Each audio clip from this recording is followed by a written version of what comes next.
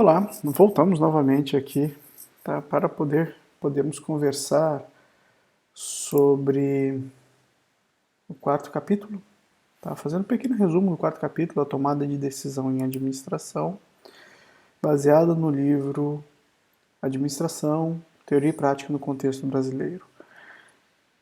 Esse resumo, ele não substitui de forma nenhuma que vocês, alunos, assistam às videoaulas sobre o quarto capítulo e todos os outros capítulos. Esses resumos não vão substituir. Na verdade, é apenas uma ideia de um esquema para você poder falar, falou sobre isso, falou sobre aquilo, daí você se, se debruça com mais assertividade, na verdade, sobre o tema. É importante frisar que essas aulas elas são baseadas, assim como esses resumos, no livro Administração, Teoria e Prática no Contexto Brasileiro. Leiam os capítulos. Tirem as suas dúvidas nas próximas aulas. Ou melhor, na próxima aula de revisão para a nossa avaliação. Depois dessa avaliação, nós ainda teremos mais uma outra avaliação escrita.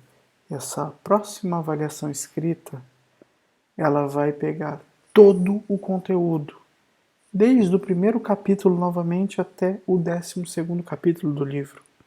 Então, não marquem bobeira. Assistam os vídeos, leia, tire suas dúvidas para vocês conseguirem as melhores notas nessa nossa disciplina. Bom, falando sobre tomada de decisão em administração, é importante falar que a essência do trabalho de um administrador é a tomada de decisão, tá?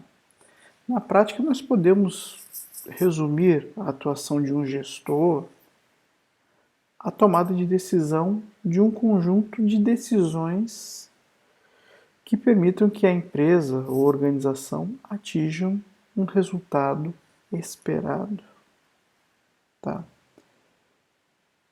Essas decisões terão impacto determinante no sucesso ou insucesso da organização. Ao longo do capítulo 4, foram abordados alguns aspectos relevantes sobre o processo de tomada de decisão em contextos organizacionais.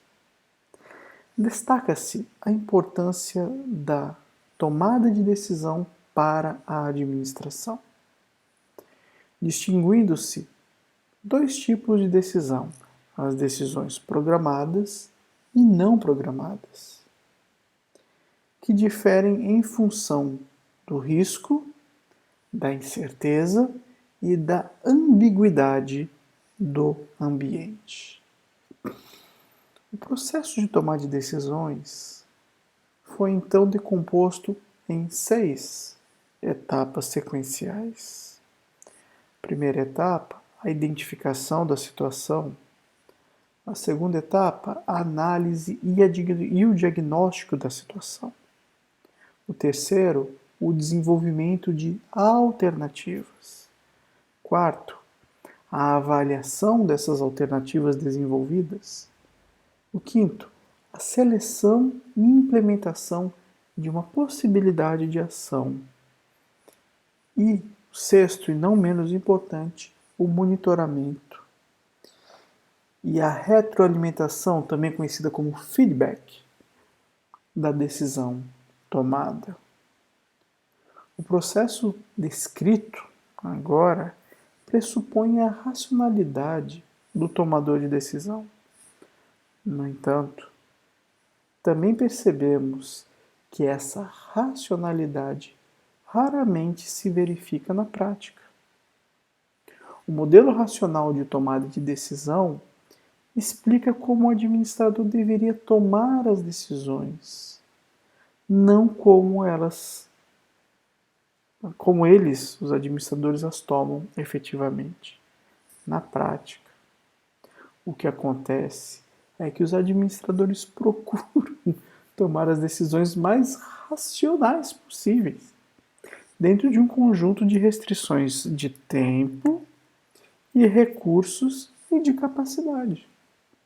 Usam, portanto, uma racionalidade limitada para tomar decisões. Os gestores utilizam um conjunto de habilidades que influenciam as heurísticas e a intuição, que incluem, perdão, a heurística e a intuição. Contudo, devem aprender a reconhecer e evitar as armadilhas psicológicas e os vieses cognitivos que perpetuam alguns erros de julgamento de decisão. Outro fator relevante para entender a tomada de decisão organizacional está relacionada com o estilo individual de tomada de decisão, uma vez que nem todos os administradores tomam decisões da mesma forma. Os 4 estilos de tomada de decisão identificados pelo modelo de Howe são o diretivo, o comportamental, o analítico e o conceitual. Esses estilos podem variar com a posição do administrador na estrutura organizacional, com o tipo de decisão pública ou privada, e mesmo com a cultura do próprio decisor. Por último, destaca-se a importância do envolvimento de todos os membros organizacionais em processos de tomada de decisão participativos. Essa tendência contemporânea de envolvimento do grupo na tomada de decisão promove o aprendizado individualizado ou individual e organizacional, melhorando assim a eficácia das decisões organizacionais. Dessa forma, destacamos as vantagens e desvantagens da tomada de decisão em grupo e o grau de participação ideal dos subordinados no processo de tomada de decisão, no processo decisório, de acordo com o modelo de Vroom-Diago. Nós estudamos isso, nós lemos sobre isso.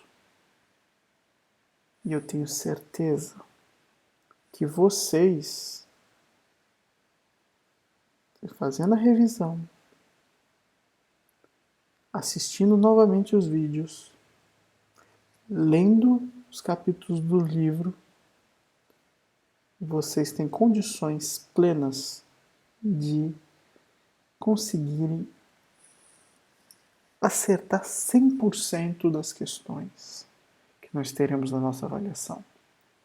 Depende de vocês. Os próximos 4 vídeos nós falaremos ainda sobre planejamento, a organização, direção e o controle. Tá ok?